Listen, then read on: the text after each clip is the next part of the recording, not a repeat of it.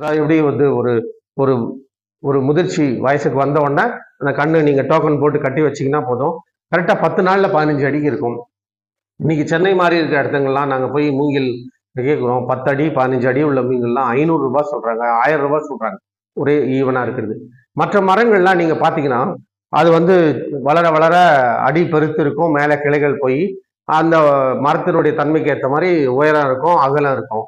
ஆனால் இந்த பீமா மூங்கிலுக்கு இருக்கிற குணம் என்ன அப்படின்னா, ஒரு அடி அந்த கணுவா போகும் இல்லைங்களா, ஒரு அடி தன்னுடைய நியூட்ரிஷன் சத்துக்கள்லாம் ஒரு அடியிலிருந்து அந்த செல், அது உள்ள இருக்க செல் வளர்ச்சி என்ன பண்ணும், அடுத்த அடிக்கு கடத்திடும், அதுக்கு அடுத்த அடிக்கு கடத்திடும். அப்படியே போறதுனால ஒரே சீரா மேலே வரைக்கும் போகும்.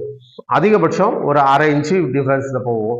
அதனால இருக்கிற மரங்கள்லயே இந்த மூங்கில் மரம் மட்டும்தான் தன்னுடைய வளர்ச்சியை தானே பார்த்துக்கிறோம். தன்னுடைய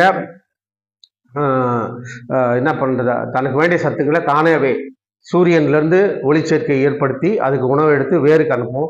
அந்த வேர் வந்து மற்ற மூங்கில் மரங்கள் மற்ற மரங்களோட உள்ளுக்குள்ள பேசி தன்னுடைய சத்துக்களை பரிமாறிக்கும்.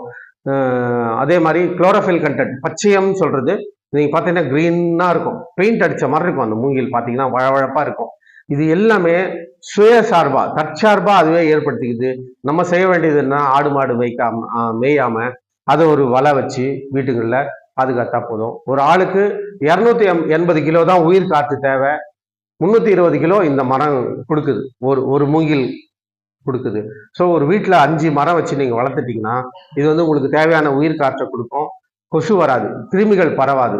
இனி ஒரு காலம் கொரோனா வந்துச்சுன்னா நம்ம அடுத்த 3 ஆண்டுக்கு அப்புறம் வர கொரோனா வந்து நம்ம தமிழ்நாட்டில் பாதிக்கவே பாதிக்காது. ஏன்னா இந்த மூங்கில் வந்து தற்சார்பான ஆக்சிஜன் உயிர் காற்றை கொடுத்துருக்கோம்.